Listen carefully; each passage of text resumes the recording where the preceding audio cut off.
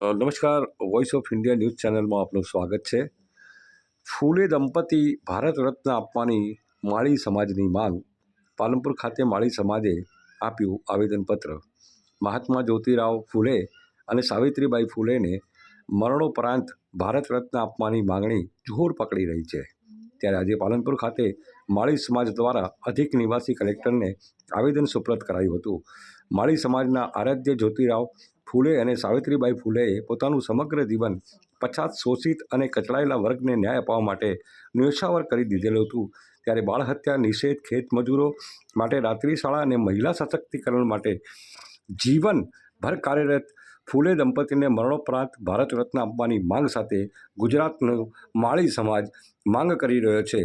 આજે મોટી સંખ્યાના અંદર માળી સમાજના આગેવાનો, અગ્રણીઓ કલેક્ટર કચેરી ખાતે આવી અને તેમણે આ માંગ કરી હતી કે અમારા આ બંને દંપતીને મરણોત્તર ભારત રત્ન એવોર્ડ આપવામાં આવે તે માટેની માંગ સાથે તેઓએ કલેક્ટર કચેરીના પ્રાંગણમાં એકઠા થઈ અને તેમની માંગ માટેના સૂત્રોચ્ચાર કરી અને તેમને મરણોત્તર ભારત રત્ન એવોર્ડ મળે તે માટેની માંગ કરવામાં આવી હતી. અને ત્યારબાદ તેમણે મીડિયા સમક્ષ પોતાની માહિતી આપી હતી અને માહિતી આપી હતી ત્યારે અહીંયા જે ભારતીય જનતા પાર્ટીના દિગ્ગજ નેતાઓ પણ ઉપસ્થિત હતા. સાંભળો શું કહે છે. માલી સમાજની એક રજૂઆત છે કે અમારા માલી સમાજના આરાધ્ય એવા મહાત્મા જ્યોતિરાવ ફૂલે અને સાવિત્રીબાઈ ફૂલેને ભારત રત્ન મળવો જોઈએ. અમે ઘણીવાર રજૂઆતો કરી છે, પરંતુ હજી સુધી સરકાર તેના ઉપર કંઈ નિર્ણય લઈ શકી નથી.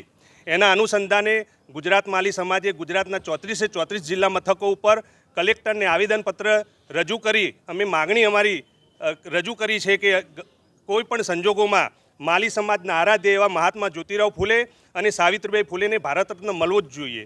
આ એવા ફૂલે દંપતી કે જેમણે પછાત અને કચડાયેલા વર્ગ માટે ખૂબ જ કામ કર્યું છે. મહિલાઓને જ્યારે માન સન્માન નહોતું મળતું ત્યારે એમને શિક્ષણમાં પણ ઘરની બહાર જ્યારે નીકળવા માટે નહોતું મળતું ત્યારે સાવિત્રીબાઈ ફૂલે એમને મહિલાઓને શિક્ષિત બનાવ્યા અને 17 જેટલી સ્કૂલો મહિલાઓ માટે ખોલી.